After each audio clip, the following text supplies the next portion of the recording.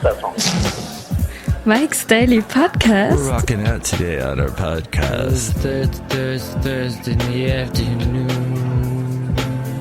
No, it's a Wednesday. It's Wednesday, but it feels like a Tuesday. And I'm singing about Thursday. And you're singing Morphine song. Yep. And sipping coffee. It's the most lounge thing I could think of. It's 1033. That's the Mike's Daily Podcast. Number of the day. No, it's the podcast, not the day. You know, yesterday was 2/16. Mike's Daily Podcast. 2016. 2/16/2016. And we said nothing about that. So I have to bleep myself because I said something Brit. Oh, I'm British and I can't sing. I like bubbles and bangers and squeaking. Sting. Because he's from England. Mike's Daily Podcast. He was in a band called The Police and they sang Roxanne! Mike's Turn on the Daily red light. Podcast. Yeah! I forgot there was words there. It's been too long. You were singing all over my chorus. But, you know, that sounds cool. Don't you like those rock songs where they're singing the chorus and then, like, the lead singer just sings all over it on some other thing? No. You don't like that? No. Do you know how many of those I've heard? Do you know how many of those there are? Well, I'm trying to think of one right now. I know Paul Carrick used to do it a lot, but I'm going back to the 80s for that sort of thing. Yeah, well, I mean, recent songs, not too many. Or kind of like your Motown things, like where Stevie Wonder would kind of go sing the... I can't think of any examples. Do you know what people used to love and I hated? When you watch the James Brown performances, and there's just the huge spaces of music where he does that weird thing where he, like... Dances? They, like, put the cape over him. Oh, yeah. Like, what's up with that? I never got it. Like the big music theatrical part of it, of the show? And, like, he's just got a cape over him, and then he kind of bursts out of the cape. And Elvis did that, too. What is that? I think they call it vamping. But they just let the music play. Yeah, the music playing, that's vamping. Oh, look who just walked in. Hello, Michael Matthew. I am Madame Rootabega and I am a vampire. Oh, I knew it. I'm going to bite you, Hayley. I knew she was Romanian. I'm going to bite you. I'm a Romanian. Oh, no, I'm not. I just have a cold. That's going around. Our engineer had a cold. Not John Deere, the engineer, but the Mike, the engineer. We have a lot of mics. We have so many mics that work here. It's interesting. We almost have more mics than mics. Than microphones. Mm-hmm. Everywhere I work, Hayley, in radio, I always am one of many. For example, here I'm one of many mics. At my other radio job, back in Alabama, I was one of many bald people. Like, there were all these bald white guys. Well, which makes sense in Alabama, because they're all skinheads, and they want to burn the flag. Wait. No. That's Berkeley. Well, look who else just walked in. How dare you walk in as Hayley was about to say something? Sorry about that, Hayley. How you doing, Hayley? It's Valentino the party attendant. And this is Bison Bentley. Do you know that? All right, guys. Hayley was about to speak. I was just saying, skinheads, they'd burn the flag. It's terrible. If the flag represented Obama, because they don't like Obama. Well, I mean, skinheads are the neo-Nazis. So I guess they are nationalists, which means that they would be more for America. So Katy Perry does a lot of the vamping music playing type thing, and then she does like a performance. But you're not a huge Katy Perry fan, are you? I'm not a huge Katy. A lot of. I don't have a problem with the vamping. No, I don't have a problem with the vamping. I don't have problems with whatever performance. I just don't get the cape thing. Oh, okay. That's all. I just don't understand it. Why does the rock star have to have a cape? Yes. Why does he have to, like, shut down? And then they put a cape over him, and he just kind of stands there and vibrates. Like a cell phone. Yeah, I just don't get it. That's a good question. I don't necessarily have anything against it. I just don't understand. I'm missing something. You are a rock star. I was going to say if you were a rock star, but you are a rock star. I know. Would you then do that on... Have you done that on stage? Is my question. No. With a cape? I haven't done anything on stage with a cape. Okay. I'm sorry, I saw a reflection of my bald head and I was stunned for a moment. It just was a lot of light hitting my eyeballs. Yeah. We were talking about Tori Amos. Tori Amos. Fiona Apple. Fiona Apple. The 90s women rockers. Luscious Jackson. Luscious Jackson, Republica. I wish I could remember what that other band was. It's like 2001, I think. Juliana Hatfield. Now, how about... No, not Wallflower. Wallflower... The Wallflowers was guys, though. Different, yeah. How about Sarah McLachlan? Sarah McLachlan. In the arms of an angel. Now, when I hear that song, I think of Dying Dogs. Yeah, everyone does. It's so sad. I think she kind of screwed herself with that because now her music has caused a Pavlovian response, if you will. It's really true. Speaking of dogs, I brought my dog over to the vet yesterday again. To have him weighed. And also, whenever I walk my dog past the vets, he pulls me in there. Basil, because he likes that they have treats, and they always have a cat in the lobby. And he saw the cat again, and this is what he does. He just stares at the cat. And he doesn't, like, attack the cat. He just stares. And the cat's like, whatever, I'm cool. I'm a cool cat. Cool for cats. Cool okay, for we're going to do that whole thing again. And then the cat just doesn't care. And Basil just stares at the cat. Meanwhile, the receptionists are really cute. Yeah, tell me about this person that you met at the dog park. You said? That the dog...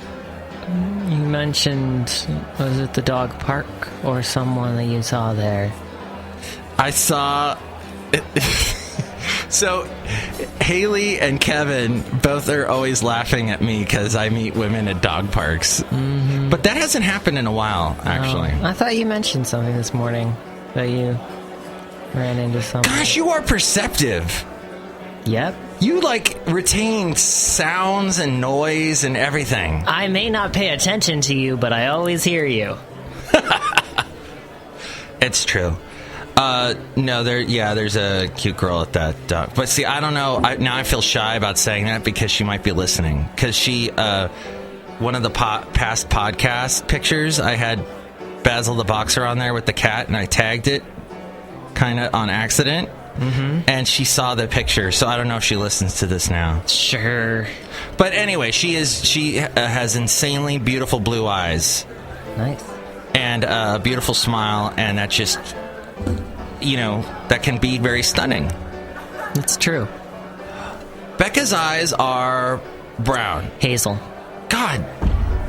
Mostly brown. Does she sing that Kelly Clarkson song? Behind these hazel eyes. Kelly Clarkson has a song called Behind These Hazel Eyes. No. Oh. These eyes do cry every night do for you. These eyes never saw what I like. You. These eyes are Crying. These eyes are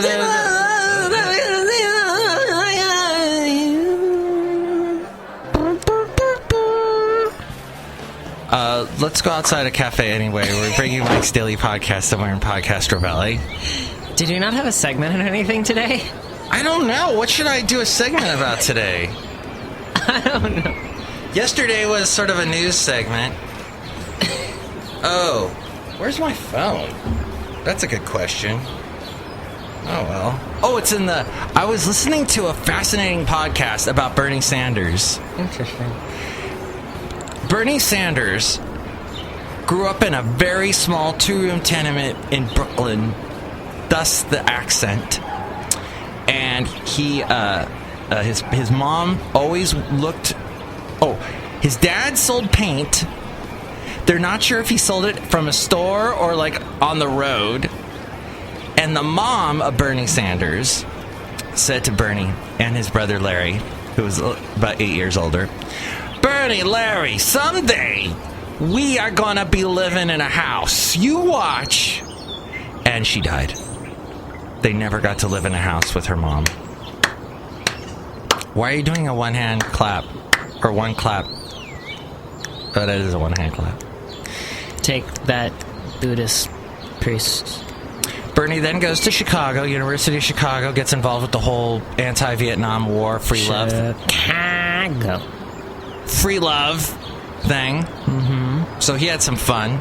And then he goes to, he's in New York with his bro, Larry, and they see this poster that says, "Buy land in Vermont. It's cheap." So he put that in his head, and he goes, "I want to go to Vermont someday and buy land." He goes to Vermont, buys land, and he becomes mayor of Burlington, Vermont. And that thus began his political career. Beautiful. You know, one of our clients here at the radio station, one of the people that hosts the show, was actually part of the hippie movement. Get the H out! No, I'm serious. I had a lively discussion about it with her last Wednesday. That's phenomenal! I know, it was really interesting. She told me all sorts of fun things that I did not know about the hippie movement.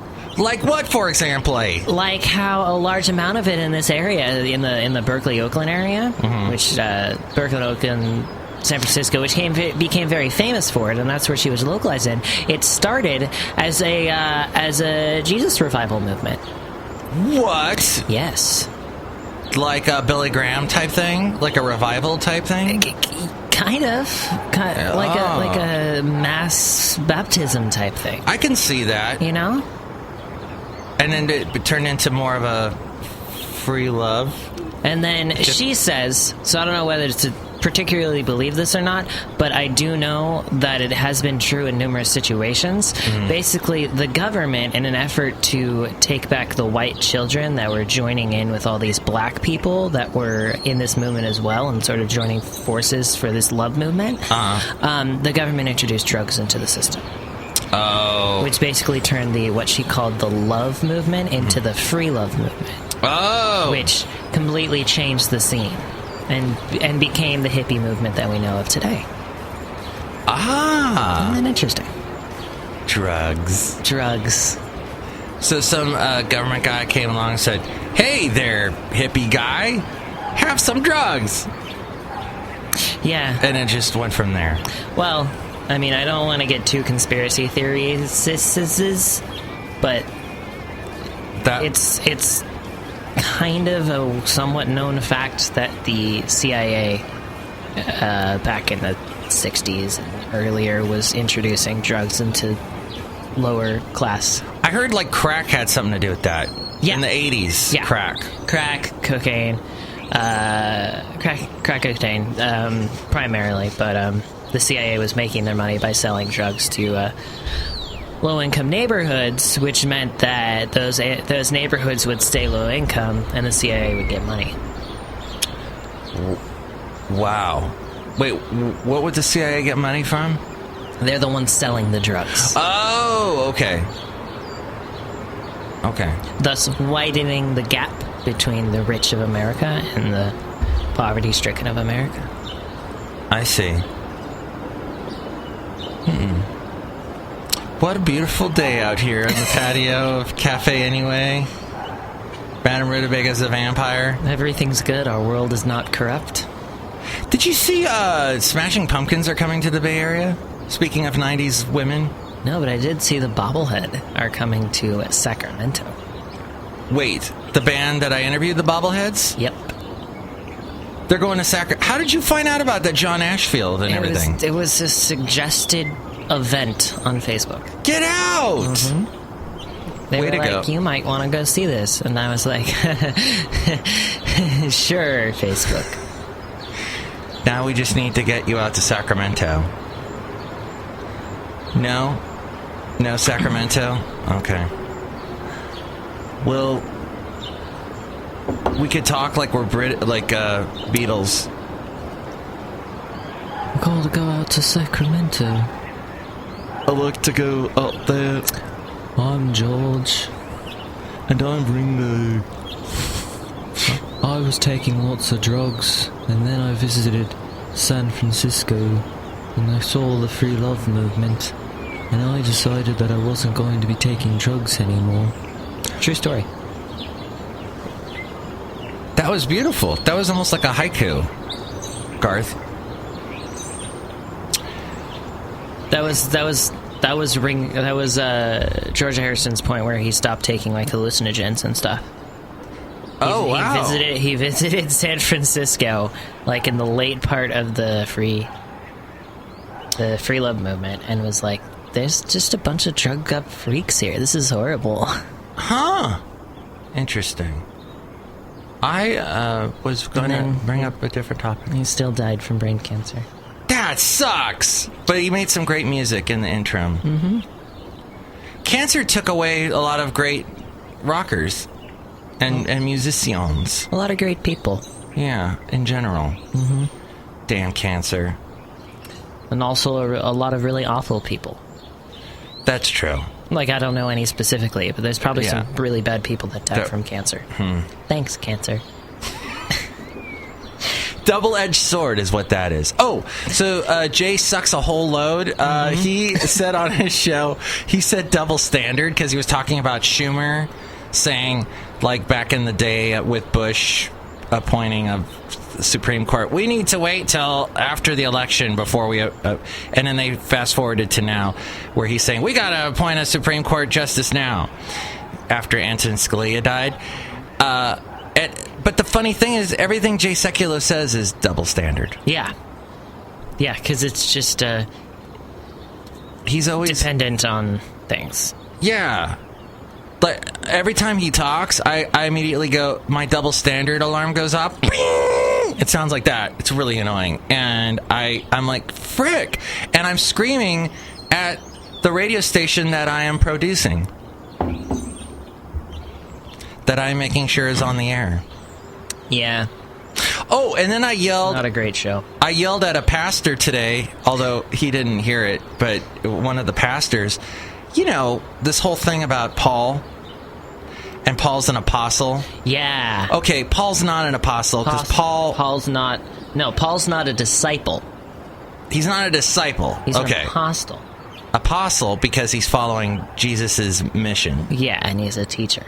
He's a teacher. Of Jesus' word. But he never actually met Jesus. Well, the story is Paul... Damascus?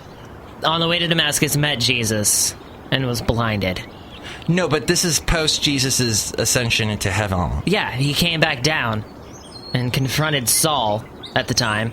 Was like, stop killing Christians! Oh, see now... And then Saul became Paul. My timeline is that Jesus went back up to heaven, and then Saul's, meanwhile, killing Christians. Yeah, that's what it was. He went back up to heaven, and then Saul was killing a bunch of Christians. Right. Yeah. And then a light blind Saul on the road to Damascus. See, it was Jesus who visited Saul. From heaven. That's what the blinding light was. He came down from heaven. Mm-hmm. Okay. So, I understand Christianity is full of faith and whatnot, and you believe things that, you know, other people would go, that's impossible! Mm-hmm. But that, to me, is just sort of like you're leaving... That's sort of like me. What if I said that? What if I was like, I need a new gig. I'll just start saying, blinding light hit me. I have a lot of suspicions about Paul. Like, Paul's... Like the New Testament is... The Jesus books. The Gospel. The Gospel. The four books. The first four books. Yeah. The Matthew, Gospel Mark, Luke, John. of Jesus. Revelation... And then Paul's teachings. Exactly. You know? Exactly. And there's a lot of stuff in Matthew, Mark, Luke, and John that is like, the old is gone, the new has come, you know, the no longer follow the law, all that stuff that it's like, you've found redemption. Come to Christ, you found redemption. And then it's like Paul was slowly breaking down what that meant and adding a lot of subtext to it. Right. So the more I kind of look into it in that sense, the more Paul makes me uncomfortable. Yeah. Because, Peter wrote... Peter. Wait. What's the book he wrote? Did Peter write some books in the New Testament? He might have written... I don't think he wrote Acts. We need to know our stuff. If we're going to discuss it. Yeah. We're going to go and listen to our radio station a little bit more, and maybe the pastors that talk about this stuff will say something. So, none of the actual apostles, hypothetically, none of the apostles actually wrote any books, except for John, who wrote Revelation. Right. You know, they had scribes, they had people who wrote it for them. Ghost riders in the sky. Ghost riders on the storm. So, and I love the fact that any sort of critical thinking about the Bible, you're immediately yelled, apostate! You're an apostate because you just don't believe it. No. If God created us in His own image, as per what it says in the beginning of the Bible, right? Don't we have a critical mind, and we should think of things? I mean, it's not like we're saying BS to everything. We're just saying, well, let's look at this. Let's see how if this is what's really behind this. This is an old book. Let's take a look at it. I went to a Christian college. I went to a Bible class that studied Genesis through Deuteronomy. And the first thing that they taught us was like, so if we look critically at the first chapters of Genesis, at the creation story, we can see a large amount of parallels to other stories of creation around that time in different religions that actually predate our original creation story. And in fact, it's pretty obvious that what we consider our creation story is in fact something added on at the beginning of the story of the Bible to match up and create a creation story that competes with the other ones of the time. Wait. It's very interesting to think. So that whole 7 days thing probably didn't happen. That's all from Azusa Pacific? Yes. That taught that? Yes. Did they fire that teacher? No. That's amazing! Mm-hmm. I had no idea Azusa Pacific was that way. That's awesome. Yeah. And they teach you, like, after that, things start to get true. Mm-hmm. But I mean, the evidence is just strongly against the 7 days actually happening. Well, see, you would never hear Vernon McGee say that. Exactly. Because he was all about the Bible. What you have in the Bible is absolute truth. And if you disagree with it, you're going to hell. Right. Interesting. Mm-hmm. Now, apologetics. What's that? It's rationalizing of the Bible. But apologetics has to be critical thinking. Ah. You know? That's Ravi Shankar? God, I hate Ravi Shankar. He doesn't get it. Of course, Ravi Shankar is actually the father of Norah Jones and sings and played with the Beatles. But we're thinking of another Ravi guy. Yeah. Ravi Z, we'll call him. His show's about to come on, actually.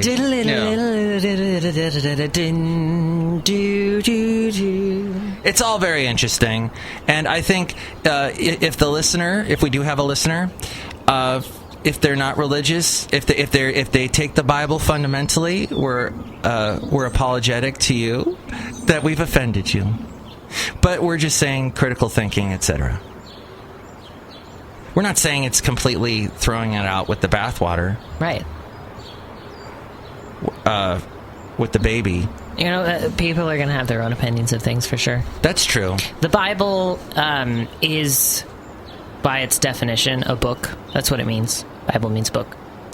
Really? I thought it meant tree. No, it means book. Wait, what means... You're right. Wait.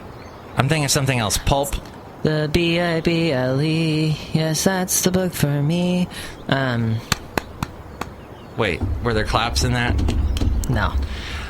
I was gonna talk to you about last show. Yeah, we were talking about the Grammys and stuff and Meghan Trainor. One of the guys that we work with who apparently met Taylor Swift back when she was a country singer. You? One of the guys we work with. You? Well, I met her, briefly. Mm-hmm. But the other guy we work with, he goes, how come I can't understand a word Taylor Swift says anymore when she sings? And I'm like, oh, did you hear that song? Are we out of the woods? Are we out of the woods? Are we out of the woods yet? It's got a catchy beat, but it is very repetitive. It's very simple. Yeah. Which she's kind of gone into the simple pop song thing. I suppose. But hey, you can dance to it. You can dance if you want to. Or you can leave your friends behind. I like Blank Space still. Who? Blank Space. Oh, yeah. Dahlbreitchen, who is so freaking good. They were playing, ever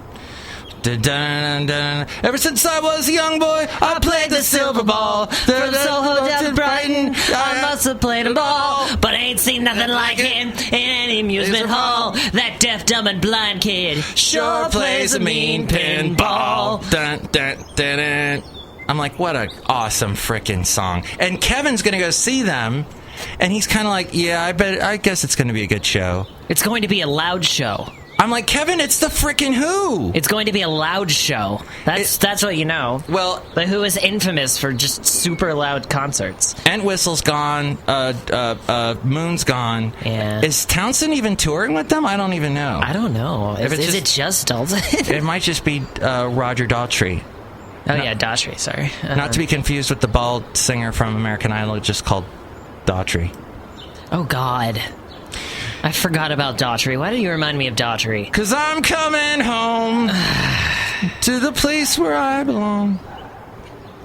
I said to Dalton, the guy that is from KOHL that does the sports show, I played him the best of Hayley that I had last week where you did it. And a ball is made out of leather with the stitching. And we were talking about how that would be our sports podcast. Is you describing what the balls are in games. To understand the ball, you must first know what a ball is. And he looked at me, and he really has no expression in his face ever. And he was just sort of like, oh. Like, he didn't understand. But then, as I was leaving work, the Grammys came on, and I'm like, oh, look, there's John Legend. He has an interesting way of saying his R's. He's like, I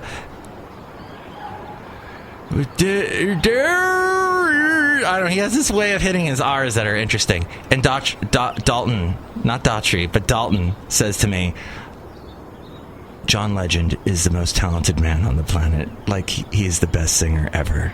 And I'm like, oh, okay. Oh, all right. He likes John Legend. Opinions.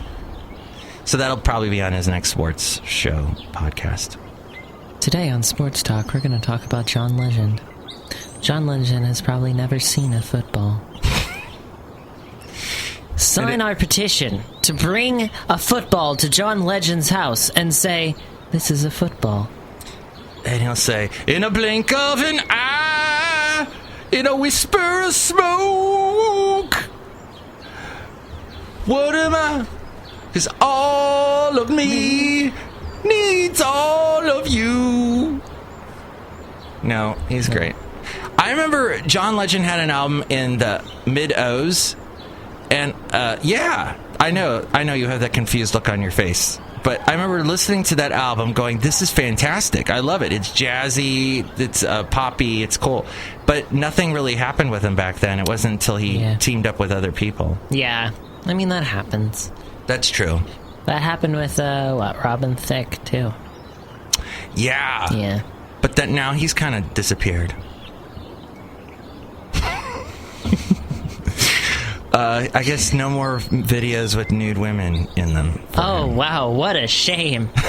You mean Robin Thicke did that song with that horrible lyrics and horribly disgusting music video, and then no one liked him anymore? Wow. And ripped off a Marvin Gaye song in the process and got sued? He did. Oh, well. It's very funny to look into the history of that, because Robin Thicke didn't get anywhere with his previous music. Yeah. And then, he teamed up with people, and other people wrote songs for him. What's his name? Pharrell Williams. Right, Pharrell Williams and some other people wrote that song, and it got really big, and it ripped off a song. Yes. And I just imagine Robin Thicke being, really? Really? That was one. I like how you said that. Just like, this is why I wrote my own stuff. I don't have to deal with all of this. And then he gets a divorce from his wife and everything. Right. And then he wrote an album after his wife's name. Oh, that's right. It was like Paula. And he was like, come on back. Come on back. I think he's sad and alone, probably. I think we haven't plugged the website lately, and I want to plug it now because I want people to comment on our Facebook, facebook.com/Mike's Daily Podcast, and on Twitter, even though no one ever goes on Twitter anymore, apparently. Mike Talks is where you can find us on Twitter. But all that stuff is at mikesdailypodcast.com, and you can help us out through the Amazon Deal of the Day. There's no deal of the day. There's just Amazon. Oh, it's just the Amazon. If you're going to buy anything on Amazon, go through that link. Please. And then there's the PayPal. Then become an inglorious Mike's Daily Podcaster. And you can email mikesdailypodcast@gmail.com. Hayley is a font of knowledge. Hayley goes through the internet so that you don't have to. Finds all the cool things on YouTube. And The Onion. What's The Onion's spin-off website? Clickhole. And they launched a new one recently called Star Wipe, which is a celebrity gossip website. See, you could spend hours with those. I do. And so you can contact us through mikesdailypodcast.com. There's a new podcast player in the upper left-hand corner if you go to the, desktop edition. We are podcast players. That's true. We are players in this podcast. The whole world is a podcast. And we are merely players. Do you have anything to say to Madam Rootabega, Valentino, or Bison Bentley? Not a damn thing, my guy. Not a damn thing, my guy. You know, I have never seen... Wait, I did see you drunk on New Year's Eve. I wasn't drunk.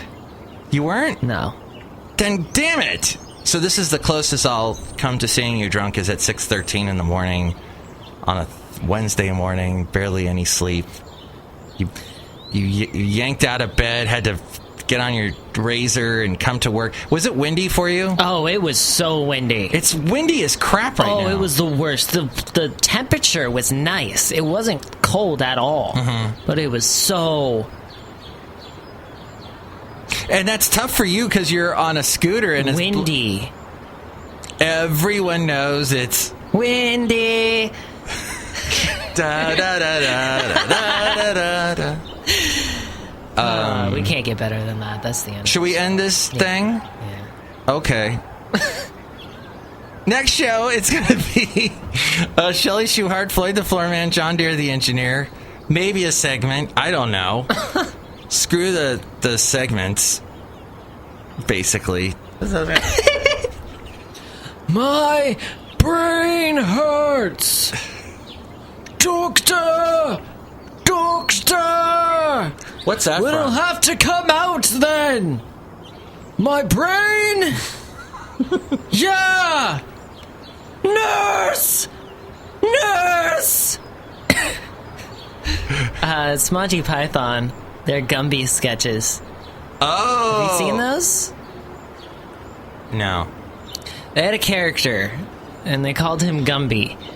And he would always wear, like, really high-waist pants. Oh, Gumby! Yes. And a handkerchief on his head. Yeah. And they'd all be yelling, constantly. And they had the one where... What's that noise? It's my mom making a joke. Is it funny? She says... So were you able to catch the bus as it blew by, or did you just hang onto your scooter and get blown all the way to work? She is so funny! That rivals Monty Python's humor. And here's today's podcast picture. The podcast picture today is what happened. It's a picture. Oh, when I went to the Super Bowl city. Look at this photograph. And It's a Super Bowl city. and the Ferry Building had a 50 on it. It was all kind of crowded. That was it. There was people running everywhere. And this building's got a number on it. It's a pretty big one, too. But not as big as 10 million. At least I'm pretty sure. That's as close as I want to get to Chad Kroger, really, ever. Look at this photograph. Every time I do, it makes me laugh. Every time I do, it makes me laugh. Every time I do, it makes me laugh. Mike's Daily Podcast is written and produced and performed by Mike Matthews. His podcast is super easy to find. Download or listen to his show and read his blog at mikesdailypodcast.com. Email Mike now at mikesdailypodcast@gmail.com. See you tomorrow. Bye!